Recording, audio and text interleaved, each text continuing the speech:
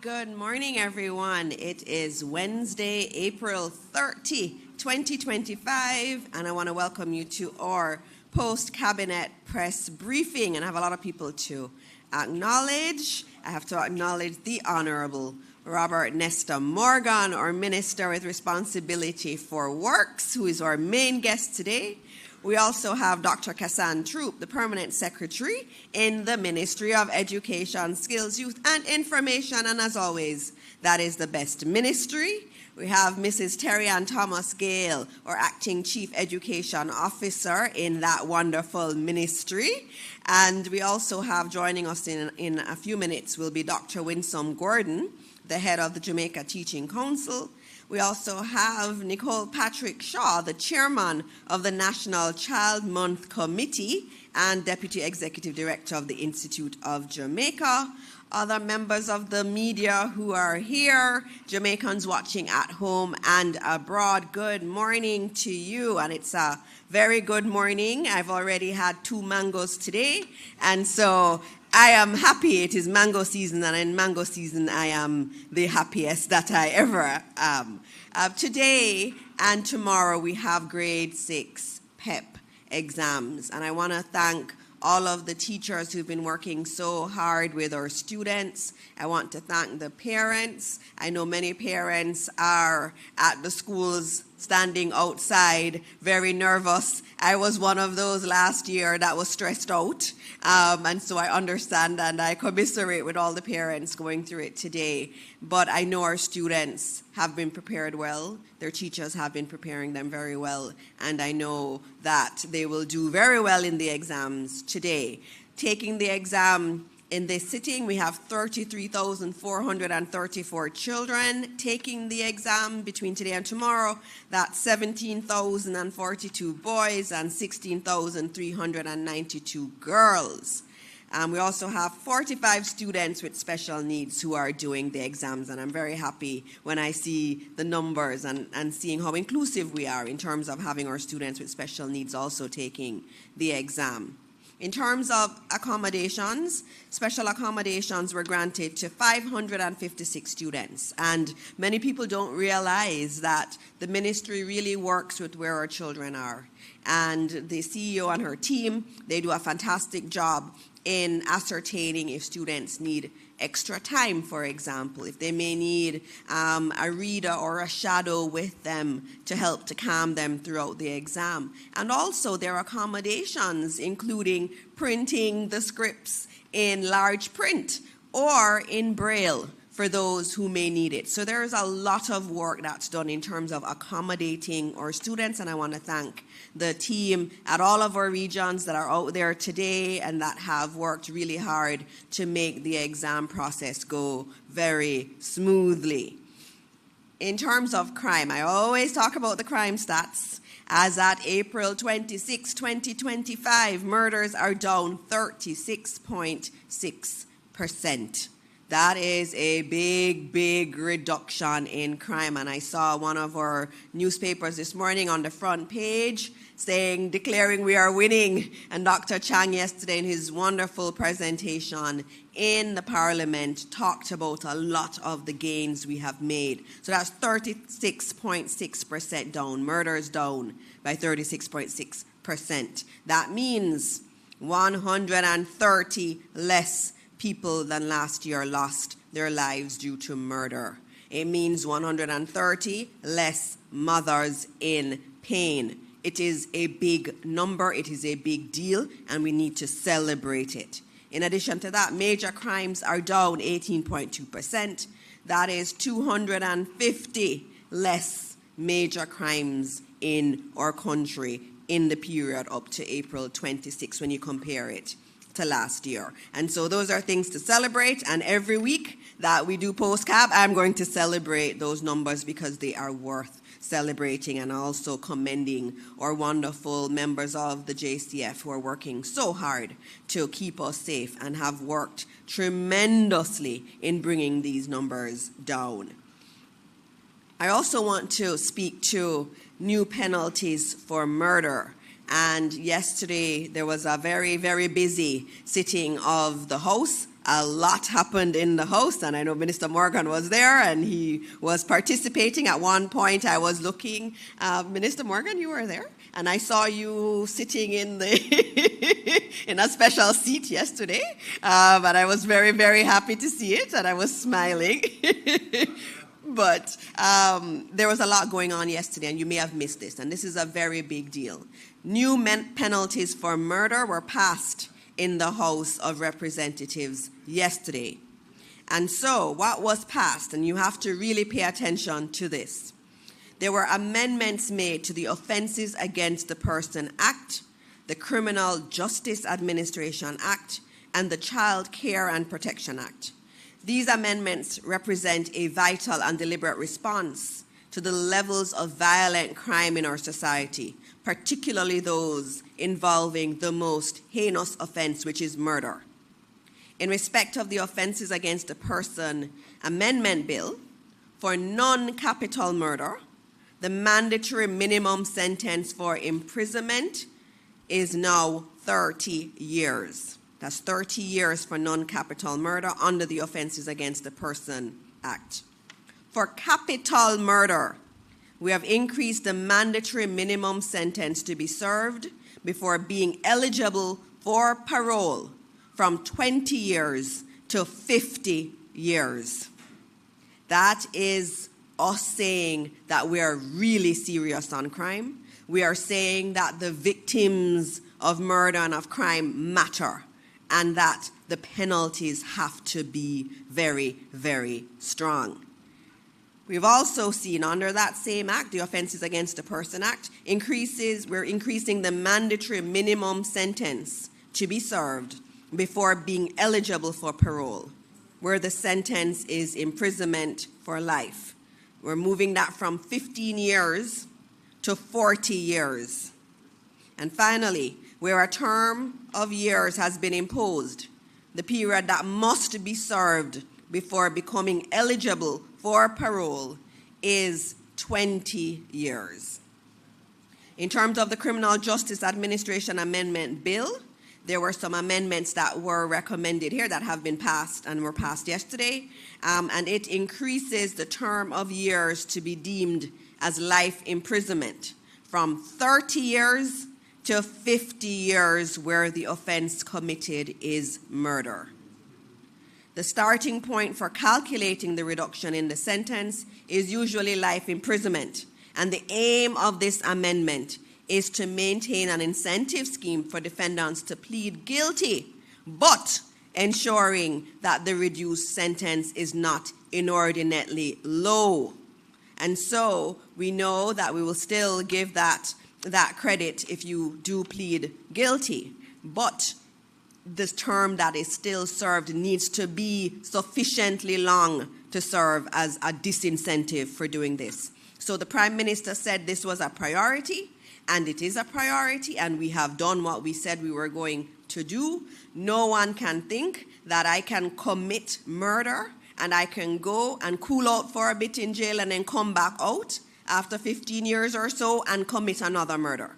We are saying that is no longer the case. And we're very serious about this. We're very serious about preserving life. We're very serious about the rights of the victims. And the victims are often voiceless in what happens. And so this is us saying to Jamaica, we hear the cries of all of the people who have been victims and their families have been victims to murder. And we are very much saying to Jamaica, we will not stand for it, and the penalties demonstrate that.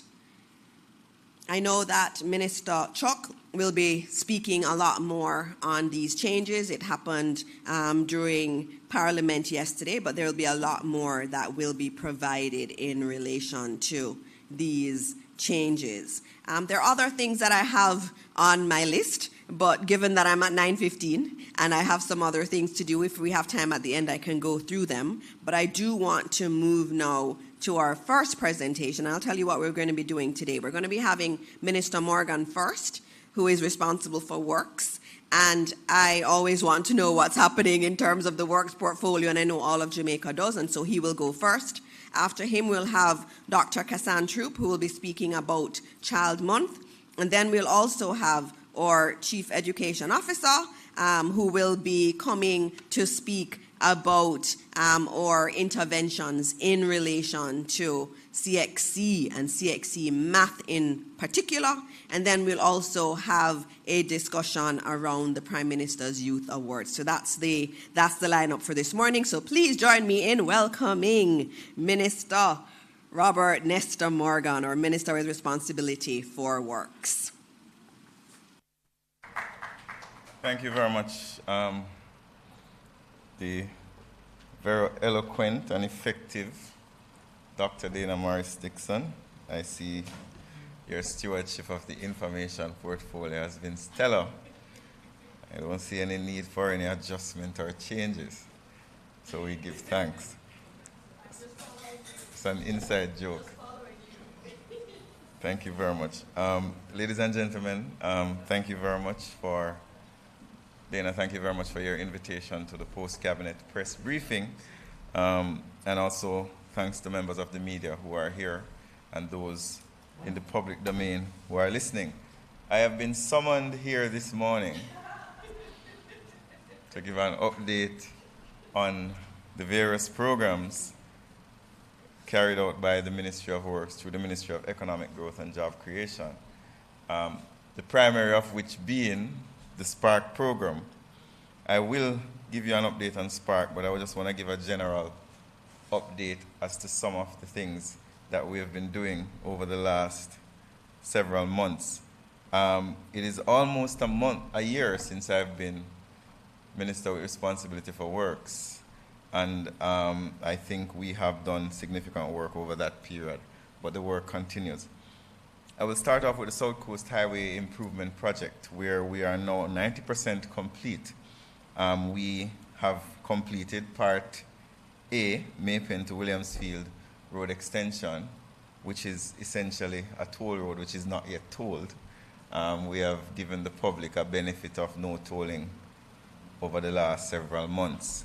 The Part B2, Harborview to Yallas Bridge, which is a 4-lane highway, is also open to the public, as well as Part B3 and 4, Yallas to Port Antonio, and Morant Bay to Cedar Valley, which is a 2-lane highway, which was divided into 3 tranches. 1 and 2 are substantially complete, and we have minor outstanding works there, and tranche 3 is now significantly complete. I would like to also announce, Minister Dixon, that the government has approved the Port Antonio bypass. Cabinet would have approved the Port Antonio bypass recently, which is an $81 million investment, which will ease traffic congestion and open up Port Antonio to more development, as well as give persons better access to that side of the island. That's a very significant development by the government of Jamaica. It is a variation on the South Coast Highway Improvement Project, so it's not a new contract, and it is valued at $81 million. In terms of capital expenditure, which is aimed at improving transportation in the Kingston metropolitan area, we are almost finished with Grange Lane. Prime Minister would have toured Grange Lane a few weeks ago, so we're 92% complete. That was a $1 billion investment in the parish of Portmore, and we're expecting completion by June of this year. Cabinet has also approved the $2.4 billion Brayton Road to part of the Helshaw Main Road, and this contract has been awarded to S&G, and it will commence in June of this year. We have other capital expenditure slated. I know persons are very excited about East Kings House Road, Lady Musgrave. That is in the planning process to be executed probably late this financial year or next financial year. We're working very feverishly on the new entrance to the Portmore from the Mandela Highway, which will also include Municipal Boulevard. I know a lot of persons are excited about that. And the big one, we've started the studies on the Sandy Gully. And I don't want to say Sandy Gully, I want to say Sandy Gully and its tributaries, because it's not just Sandy Gully. It is a whole ecosystem of drains built in the 60s thereabout to prevent flooding in Kingston. So we're going to do a total rehabilitation of the Sandy Gully. But before we spend that money, we have to make sure we do the studies to ensure that we're doing it properly. Those studies are started. So a lot of these feasibility studies for the CAPEX programs are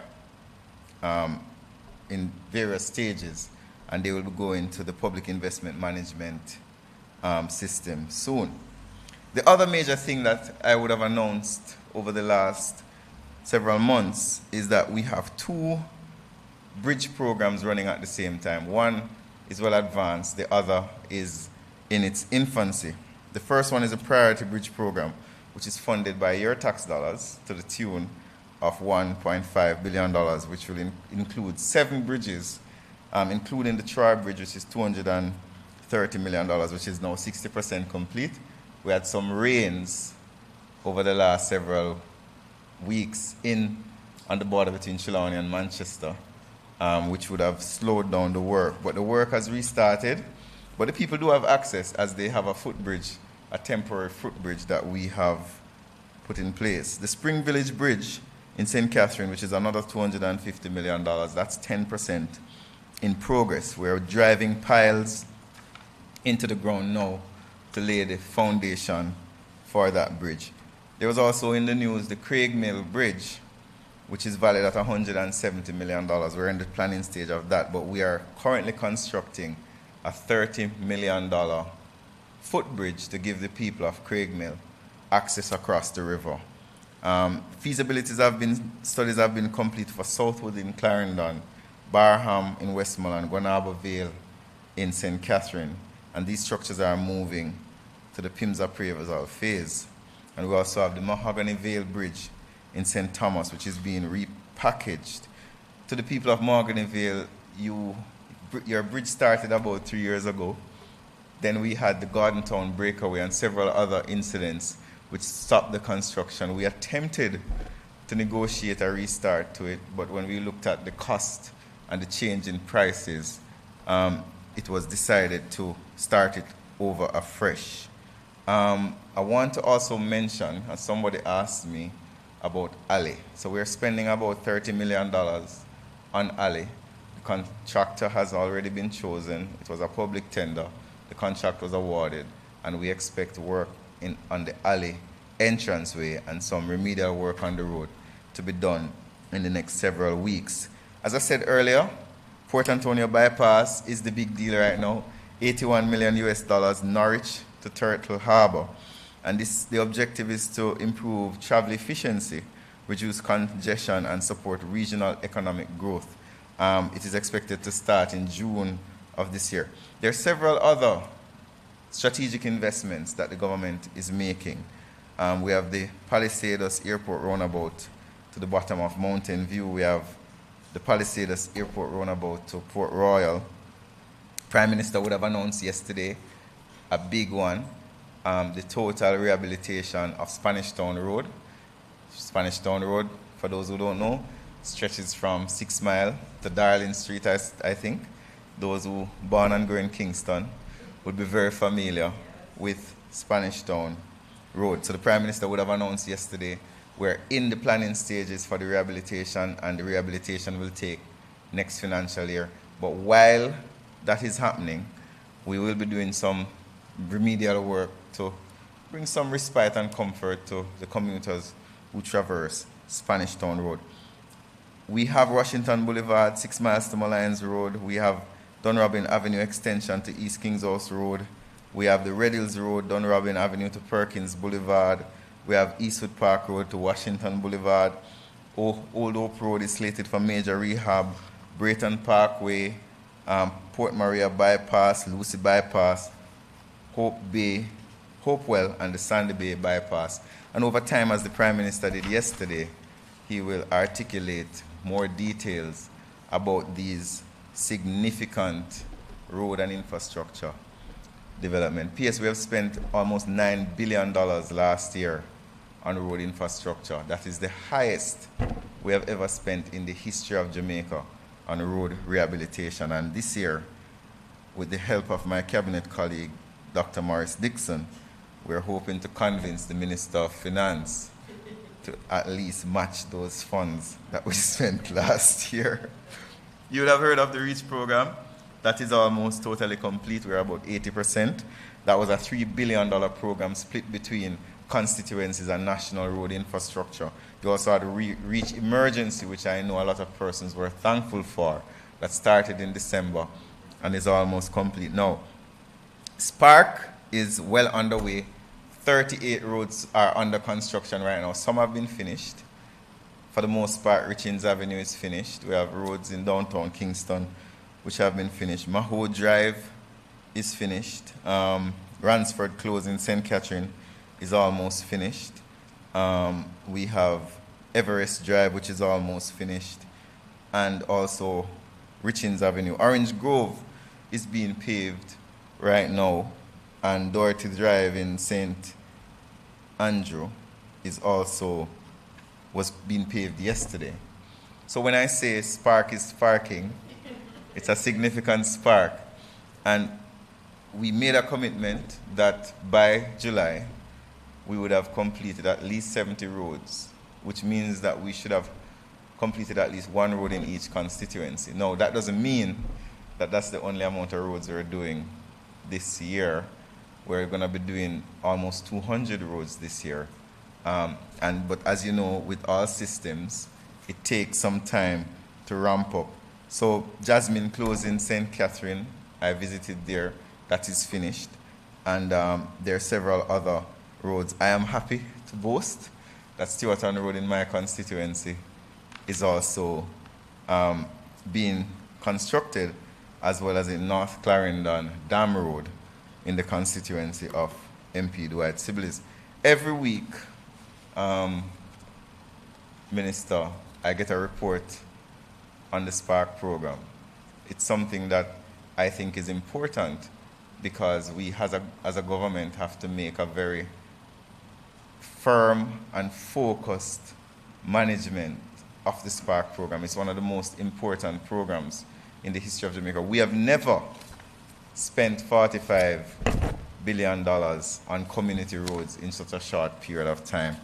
And yesterday I would have gotten the report from the National Works Agency and the contractors. So to remind you, we have announced 168 roads so far. We're going to be announcing some more.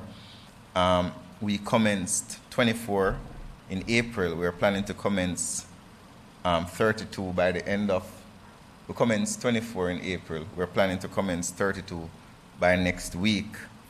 And within May, we're going to be upwards of about 50. And so far, we have gone to about 38 constituencies. And we have a report here that shows me, based on color coding, where each road is and what extent it is. What we're going to be doing is we're going to be posting this on social media and on the sparkjamaica.gov.jm website.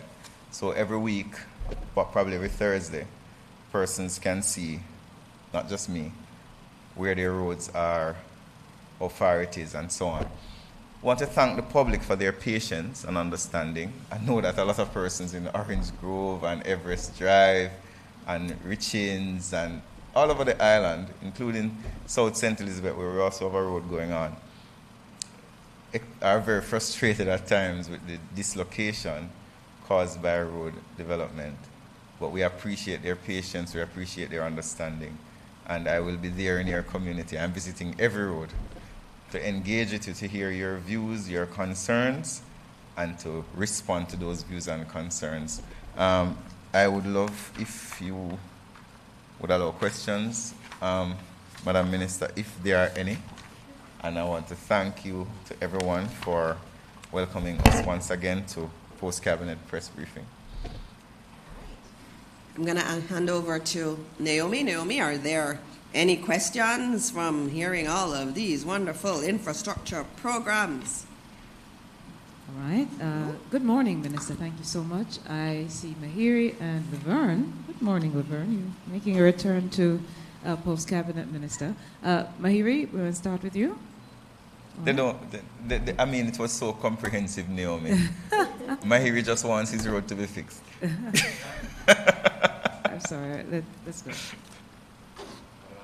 Oh, you don't, okay, wonderful. You are correct then, Minister. There are none, and I'm surprised too with Laverne. Well done. Thank you very much, Very Minister. good. Thank you. Thank you, Minister. I think everybody just wants to see their road fixed.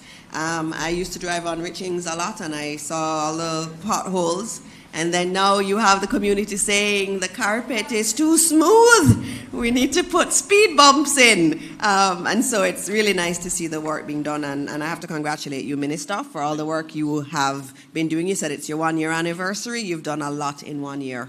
And we've seen it all across our country. So thank you. And I guess they don't have no questions for you. They just want you to fix their roads and continue doing what you're doing.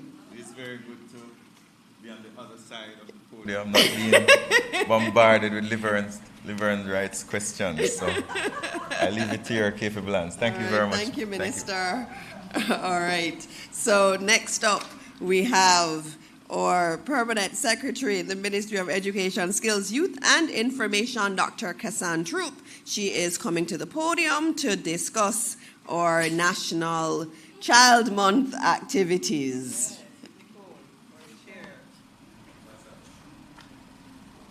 Good morning, Minister. Good morning, everyone. Good morning, those online. It's Child Month 2025. We are excited. I'm really happy, Minister, coming from that presentation by Minister Morgan, because the roads being fixed mean the children will get to school on time. We have over 500,000 students on the road every single day. And to know we are getting some improvement in our roads, I'm really, really excited. So that's part of what we have a right to do, or rather a responsibility to do on behalf of our children. But before I go any further, let me announce for you the Child Month theme for this year: Act Now, Stand Against Child Abuse and Exploitation. I have the chair of the Child Month Committee who is going to give you some more information, and then I will join you right after. All right, good morning, colleagues. So you must be wondering, why is it that we selected the theme Act Now, Stand Against Child Abuse and Exploitation? So the National Child Month Committee is a group of government entities, non-government entities, community groups, church groups, you name it, we are it. So we are 30 volunteers. And what has happened is that we did an environmental assessment last quarter. That would have been in December. And we recognize that there's an increase in child violence that is happening in Jamaica. The report says that over 43,000 cases of child abuse was reported between January 2019 and December 2020. And so you would have 60 reports per day in terms of child abuse. Between 2020 and 2024, crimes against children included 168 murders, 1,439 rapes, 2,576 sexual offenses, 351 shootings, and it goes on and on and on. And then in November, the Planning Institute of Jamaica released Jamaica's first violence survey against children, and we recognize some starking results in terms of what is happening with our children. And so we recognize that we needed to put into action the theme, Act Now, Stand Against Child Abuse and Exploitation. So what are we doing now? For Child Month, the National Child Committee is asking persons to stand and do something from where they are at. We have our church service that is happening this Saturday, and we're collaborating with a number of government entities. CPFSA is on board with us. We are asking persons to celebrate Children's Day, which is the third Friday of this month, so you wear your yellow. We have our care package day, we have our youth forums, we have our mental awareness day. So we're just asking you from where you stand, whether you are in an entity or whether you are in a community group, to join the charge. Act Now, Stand Against Child Abuse and Exploitation. Thank you so much, Nicole. And I just want Jamaica to know that the Child Month Committee is the government's commitment to reassuring and reaffirming child rights in Jamaica. As you know, Jamaica ratified the UN Convention on the Rights of the Child, and we have been very active over the years, making sure that our children are aware of their rights. You know we have passed the Child Care and Protection Act right here in Jamaica, which embodies the clauses, regulations in the convention that Jamaica ratified. So we are an active participant, and we are committed as a country to making sure that our children are safe. And of course, our Governor General declared the third Friday in every May, the month of May, the third Friday every year, as Children's Day, which is our day to celebrate the children, to give them an opportunity to play and to be. And also the month of May is to focus on the rights and responsibilities of our children. The Child Care and Protection Act is built around the 3 Ps: protection rights, participation rights, and provision rights.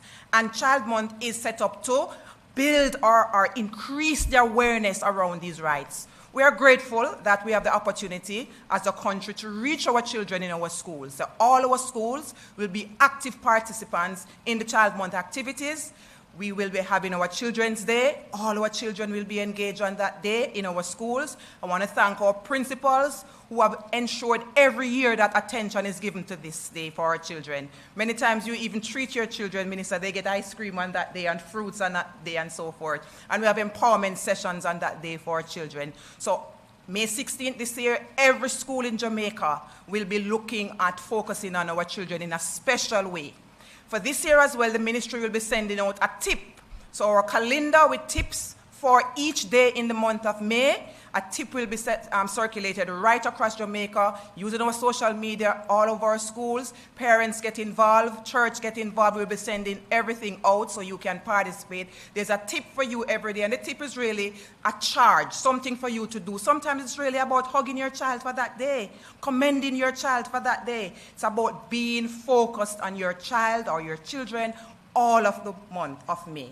Following that activity, we are going to be specializing in what we call our on-the-corner conversations, wellness conversations. Coming out of COVID, we have had to amplify the work in the well-being area of our children. And so Evening Child Month will be in one of our schools, with several other schools coming out. That's in the latter part of May, talking about the mental health issues facing our children. How are you feeling? How are you coping? The Ministry of Health will be partnering with us, and they will be roving with their wellness bench, and we'll be having conversation on the bench. The bench is like a prop to stimulate conversation and to create that atmosphere for us to talk about what's happening and how we can help. Experts will be there to provide support for our children, so that's a big day for us in the month of May. In addition to that, we are being inclusive. So we'll be having a conversation with our students at the Landilo Special School, where our children who have special needs will be entertained, will be celebrated, will be feted. They'll get a day of play, and they also get to talk. How are you feeling? How am I feeling? Are we serving you well as children with special needs? What more can Jamaica do? What more can our schools do? That's a big day for our children with special needs. So we are trying to be inclusive. Our minister has instructed us, as she joined us, to make sure that our children, and of course our children with special needs, they are not left out. The the Early Childhood Commission, they have a slew of activities that they will do as well with the infants and with the parents of the infants. So please listen out and get involved with the Early Childhood Commission. Our agency, the Child Development Agency, CPFSA, also, Minister, they have indicated that they will be working with the children in the state care throughout the month of May. They will be having Boys' Day for the children, they will be having Girls' Day, and they will be having a National Sports Day for the children in state care within the month of May. And they will be launching their Picnic Sense TV series for children in state care. So a number of activities are being planned and will be rolled out in the month of May as we celebrate our children. So my charge now to you, colleagues, parents, friends, everyone listening. The theme says, act now. So I'm calling all of us to act now and stand against child abuse and exploitation. Thank you. Much. PS, I'm going to just go straight into CEO, and then we take all of the questions at the end, and we'll start with CEO first, who's going to talk about the interventions on mathematics. It's an area that's very important. We've seen the scores in mathematics in our country at the CXC level, and there are a lot of interventions taking place right now as we speak, and over the last few weeks there were a lot of interventions, and we've asked her to come and just to speak on some of those. Thank you, Minister. Good morning, everyone. Senator Dr. Honorable Dana Morris Dixon. Good morning, our PS, Dr. Kassan Troop, our media, our parents, our students, our teachers, and our educators. It is indeed a pleasure to stand here this morning to tell you our success. The ministry continues to transform education, and in transforming education, student performance is our priority. And we started out the academic year with our tactical approach. We continue to improve on how it is that we implement school improvement to drive students' performance, improvement in students' performance. Our principals and teachers continue to go beyond the call of duty to ensure that our children are the center of all that they do. And I want at this time to express our appreciation on behalf of our minister and our PS, our appreciation to our principals, our teachers, our educators, and all our regional officers who went out this Easter. We had our Easter camp, and I'm proud to say that our Easter camps saw our students coming out. Our parents continue to be our supportive arm with our students. Usually we don't have our parents playing such an important role at this level, and I'm seeing, Minister, where our parents are now, not just forgetting our students at high school, but they are with them. And I want to congratulate our parents as well, because your role in our success is very critical. The camps this year occurred over the month of April, where we had our 56 high schools. While we're focusing on those 56 high schools, we saw where all high schools had camps for mathematics and English language for our CSEC students and our City and Guild students.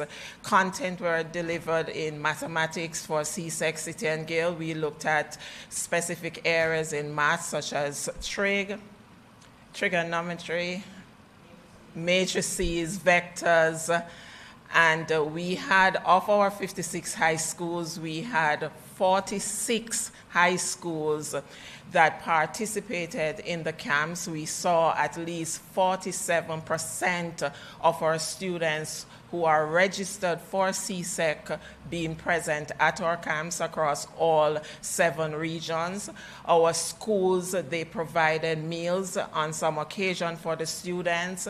Our education officers, our teachers, our parents were there as well, giving support at the camp. What is commendable, we had a residential camp in Region 3 where we had over 90 students present at that camp for an entire week, going through math content, personal development, psychosocial activities. Our students have done their part, and I'm confident, Minister, that we will see the success in this sitting of CSEC. I want at this time to wish our students who are sitting CSEC and all the exams all the best. You have put in the role, and we're really proud of you and the efforts that you have made in ensuring that you play your part in your education pursuit. Thank you very much. All right, so you see some of the numbers there on the screen in terms of attendance at the Easter camps.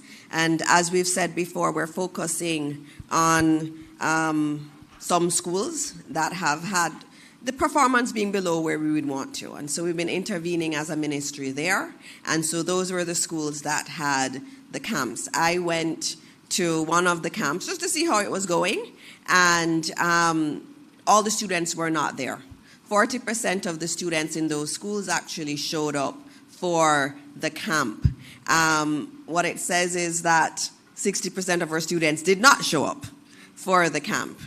even though it was put on for them, it was really very good. When I spoke to the students who were in the camps, they said that they were able to get a lot of the areas that they were struggling with in maths dealt with during the camp, because we had our ministry experts were at the schools working with the math teachers. It was really beautiful to see, and our teachers giving up their Easter holiday to come out to work with the students in this way was really very good. And so we're hoping that over time, other parents will see it important to send their children during the holidays to take advantage of these camps. It is for their benefit. We want to see them thrive and do well. That is why we do these camps. And so please participate in them. And I thank all the parents who sent their children out, all the students who were there during their holiday and really starting to work through some of the issues they had in maths and to really prepare for the CXC exams that are coming up. I will now open up for questions. Naomi, over to you in terms of questions. You know, today I'm ensuring that, or especially because Mr. Barrett is here, that we give them full reign. Yes, I'm picking on him because he hasn't been here for a while, but all right, Laverne, we'll give you the mic. Thanks. Thank you very much. Minister, just one question from me. We've been talking for some years now about, and this is off topic, just to indicate, about a review of the Access to Information Act. Can you indicate at this point where we are with that particular review?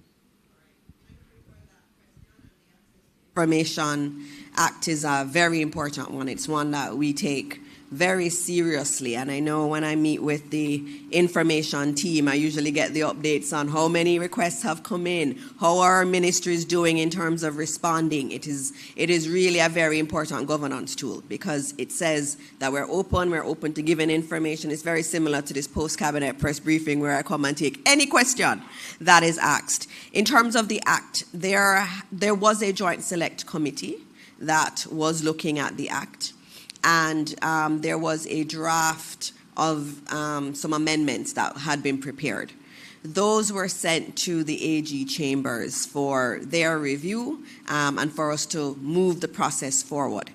I have not gotten back the response from the AG chambers as yet. It is something that we've been following up on so that we can get those responses, because we're going to have to make a decision once we get that back. Do we move straight into amendments? Do we do another round of a joint select committee? Because it's been some time since those recommendations were put on the table, and I'm sure that individuals like you in the media may have new things you would want us to contemplate. And so once we get that back, I will make a determination in terms of where we go forward.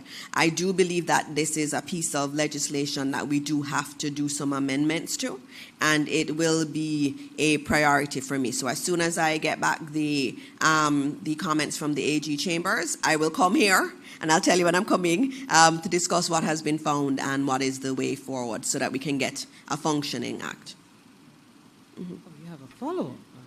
Yeah, sure. Go ahead. Just in preparing for the press conference this morning, I was doing some reading, and it seems to me like that was the position from 2019, that it would be sent to the AG's department for an opinion. Yes. Right, so I'm saying 6 years though seem to be...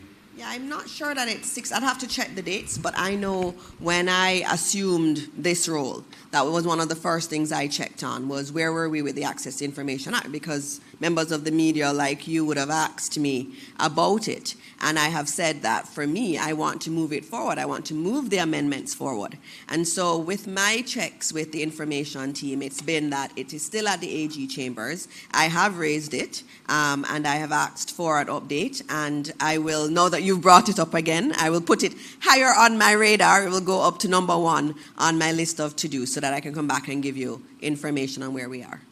Yeah. Thank you, Minister. And yes, your position is in fact very correct, but we'll get some things done on it. Mahiri, good morning.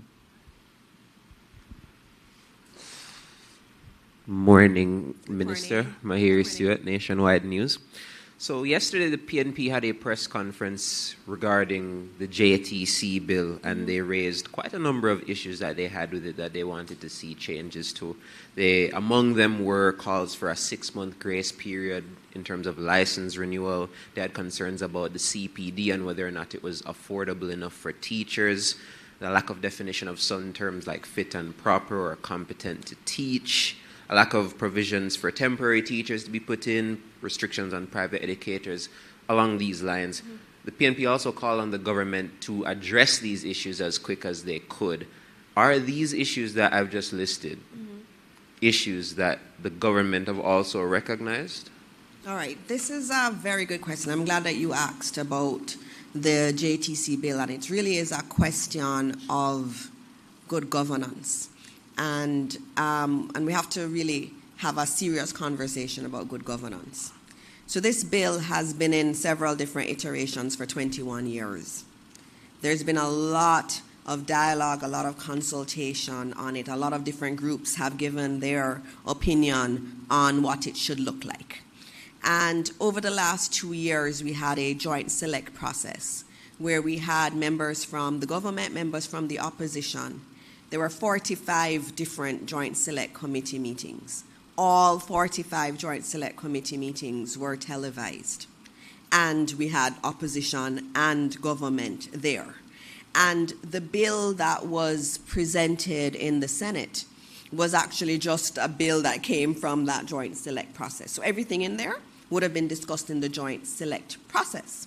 But then you don't stop it there. You don't just pass a bill. You still take it to be debated.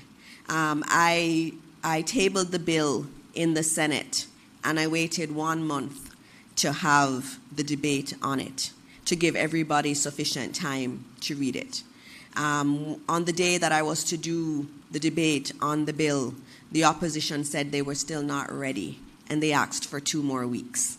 And I said, okay. And then 2 weeks later, we had a debate.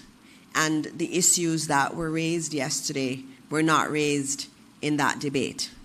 And it opens a lot of questions. And for me, someone who is not a politician, a career politician who's come into this, you wonder, how can this be? How can you have a debate on Friday after having the bill being laid for 6 weeks, after 2 years of 45 different joint select committee meetings between opposition and government? How can you then have 4 days later a press conference saying, oh, I now have issues and these are my issues? And so there's a real governance question. Are we doing the work we're supposed to be doing?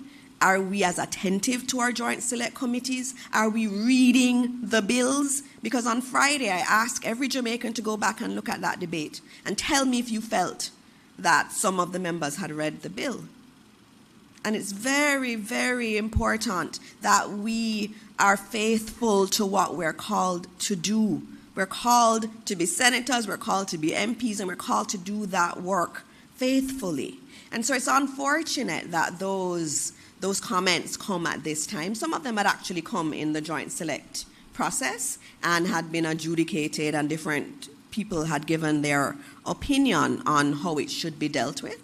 And I think the bill that we have is really a consensus bill. But I also understand that whenever you have a new bill, something new, it's a new regime, you're going to have some discomfort, and you have to explain and explain and explain it. And so that's really the posture we're in, is that, we're here to explain. We're here to explain all of the different features. But you mentioned some things, for example, moratorium and so on. And that's where I say, we really need to read the bill. Because the bill is very clear that the bill, once it comes into force, and the minister determines when it comes into force, but once it comes into force, the bill very clearly says there's a 2-year moratorium. The bill says that. So I don't understand now a request for 6 months when the bill says there's a 2-year moratorium. So when the regime comes into place, when the bill comes into place, teachers have 2 years before they need to be registered. The bill also does not speak to a cost of registration. The bill says that the minister may, or the council may determine what the registration fee is. And I've already determined that that would be minimal or zero in the beginning, because you want to encourage our teachers to be a part of this. And in the bill, everywhere in the bill, and if you read the bill, it's very clear that all of the rules for implementation, it says it must be determined with consultation with stakeholders. So even what the licensing regime would need to be agreed by stakeholders. All of the details in terms of fit and proper and so on would be agreed through consultation. That's in the bill. And so I think it's one of the most consultative bills I have seen. And I think a part of the reason it is like this is because of the strong influence of the union. The JTA was very much at the table in giving information and speaking about the bill. And they were there when I opened the debate. The JTA president was there in the Senate when I opened the debate. So there's never been any lack of wanting to collaborate and have discussions on it. And so it was a bit disappointing to me, though, that, after all of this long process, 21-year process, and especially the last 2 years, which was so intense, that you now have these questions coming. But I'm here to answer them, and I think it's a good bill, and I don't think it puts our teachers at a disadvantage, and our administration would never do anything to put our teachers at a disadvantage. And we welcome the dialogue, and I've seen, the JTA starting to have some webinars and so on the JTC bill, and we welcome that, and we welcome the opportunity to continue dialoguing and moving the education system forward, because that's our goal. That's our goal. Our goal is not to put anyone down. Our goal is to see our children thrive. That's our goal, and everything we're doing is around getting to that ultimate outcome. And that was a very long answer, I know. I'm sorry, Mahiri. All right, thank you, Minister. Any other questions? Oh, you have another. All right, no problem. Thank you for the answer, Minister. Now we're going to switch over to math in the presentation we just heard a while ago. In terms of accessing that 60% that wasn't present at the math camps, is there anything you believe can be done, whether by the ministry or by the high schools, to further prepare those students that may not have been at these camps for CSEC coming up? Well, there is a conversation we have to have about parental involvement that we've not really had. When our students get to high school, a lot of times the parents say, you're big now, and aren't as interested in what is happening. And what the ministry has done in its tactical approach, which is to target the schools where we have the levels of underperformance that we think are not healthy for our children, they have engaged the parents. In some instances, parents come. In some instances, no parent shows up for the engagement. And so that is something that we have to work on in the ministry. How do we better engage parents? It may mean going into the communities more and not just an email from school. But the good thing is that this is our first year doing these kinds of targeted interventions. And you would have seen on the presentation, we knew what were the areas the students were struggling with the most. In the past, we never had that kind of information on which tests they did that they fell down the most. So we're monitoring even their monthly tests that they're doing at school for those schools, and so that we can intervene better. This is our first year. There are a lot of lessons to learn. And if we're going to reach our children, if we're going to save our children in these schools, we're going to have to learn lessons. And I think the parental involvement is one. We've also discussed, and when I was at one of the schools, they had about half of their students there. They were more than the 40%. But they had noted that maybe if we had lunch every day, they would have more participation. And so we're going to be looking at it. And in some of the programs, we did provide lunch, and we saw the numbers higher for those. So we know one lesson we've learned. Let's talk about nutrition, and the nutrition element is really big. It's really a detractor from our students coming to learn. So there are things we're learning from it, and next year it's going to be even bigger and better because we've learned our lessons this year. Thank you, Minister. There are no more questions on the floor. I think people are also excited to hear about Youth Month and Youth awards in particular. Child Month, Yes. and we were going to go to what we were at 10 o'clock, so we're going to move it to our next press conference. And just to note, Dr. Chang, our Deputy Prime Minister, has promised that next week he will be here. He was to be here this morning, but he had double booked, and so we are looking forward to having him next week to discuss many different matters, and I believe the Commissioner of Police will also be here with him. So that will be a very good post-cabinet press briefing that we will do next week.